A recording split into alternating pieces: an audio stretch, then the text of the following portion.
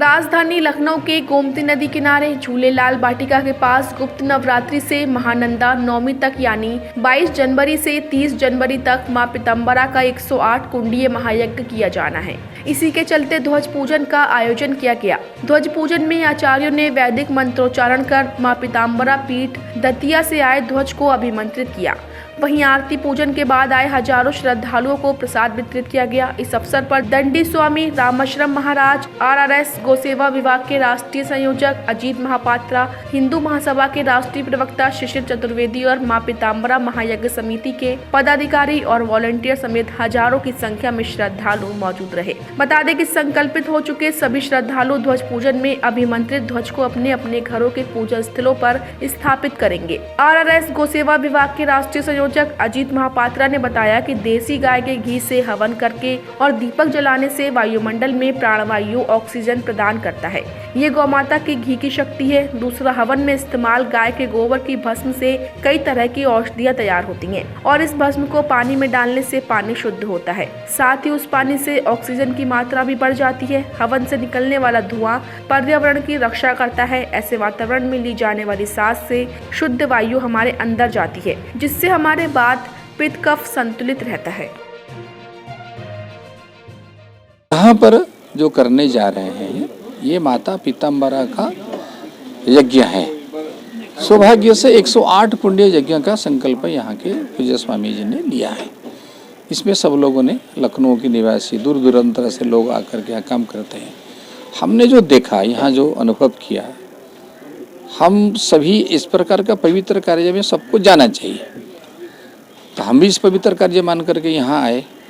तो यहाँ जो ध्यान में आया, यहाँ के जो पंडितों ने जिस प्रकार का मंत्र उच्चारण करते हैं, यहाँ से जो बालक हैं, ब्रह्मचारी हैं, उनका जो निरंतर पाठ चलता है, उसका वायुमंडल में जो वाइब्रेशन होता है, कंपन होता है, उस कारण से दूर दूर तक शुद्धता होता है। हम शब्द को ब्रह्म कहते हैं, अर्थात ये हमको एक बहुत बड़ा पॉजिटिव ऊर्जा देता है। सो लाभ होता है। अगर हम सोचेंगे तो जैसे कि घी का विषय हम ले सकते हैं, वो घी गाय का होता है।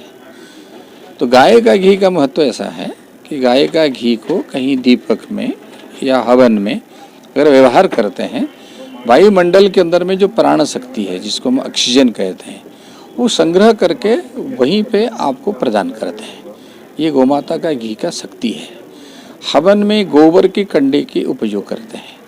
गोबर के कंडे की अगर अग्नि है तो उसका जो राख बचता है, उस राख में कई प्रकार की औषधियाँ तैयार होती है। उसको सिंपल अगर साधारणतः पानी में अगर हम मिला करके पीते हैं, अर्थात आप जो पात्र रखते हैं, पानी को स्टोर करते हैं, वहाँ एक मुट्ठी उसी का राख जो अग्निहोत्र किया या हवन किया, उसमें मिला दीजिए, उसी को पानी पीजिए। उससे बढ़कर शुद्ध कुछ नहीं है।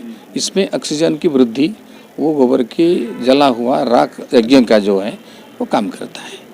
दूसरा, जो हवन सामग्री हम देते हैं, इसमें कई प्रकार की जड़ी बूटियाँ रहती है, कई प्रकार का अनाज रहता है। ये मिश्रित अनाज जब हम अग्नि में देते हैं, उसमें से जो वायुमंडल में उसके धुआं के माध्यम से परिवर्तन होता है। इसमें पर्यावरण की रक्षा होती है। हम जो श्वास लेते हैं वो शुद्ध वायु हमारे अंदर गया तो हमारे कफ पित्त वात तीनों जो प्रक्रिया है वो तीनों को संतुलन करता है, स्वर हमारा निरोगी होता है। तीसरा विषय, इसमें जो मंत्रों की उच्चारण होती है, वो मंत्र उच्चारण करने के कारण वायुमंडल में एक अलग प्रकार का सकारात्मक वायुमंडल बनता है, पॉजिटिव प्रभाव होता है। इस यज्ञ के लिए ध्वजा पूजन का कार्य संपन्न किया गया। ध्वजा पूजन में 108 कुंडली जो यज्ञ होना है, उसके लिए विशेष रूप से ध्वज और अक्षत जो एक शुभ कार्य में होता है, उसको यजमान बनाने का, आमंत्रित करने के लिए, पूर्ण कार्य में किसी को सहभागी बनाने के लिए वो कार्य आज यहाँ पर संपन्न हुआ। ध्वज पूजन के बाद जो भी यजमान यहाँ पर आए हुए थे, जो भी भक्तगण यहाँ पर आए हुए थे, उनको अक्षत की पोटली और ध्वज प्रदान किया गया। ये ध्वज वो अपने यजमान अपने पूजा घर में रखेंगे अपनी मनोकामना के लिए, और जब ये यज्ञ पूरा हो जाएगा तो अपने मकान पर वो इसको आस्था के साथ लगा देंगे। अब आज के बाद कोई भी यहाँ आकर के पोटली और ध्वज ले सकता है और अपना यजमान बनने की भूमिका निभाने हेतु अपने संपर्क यहाँ स्थापित कर सकता है।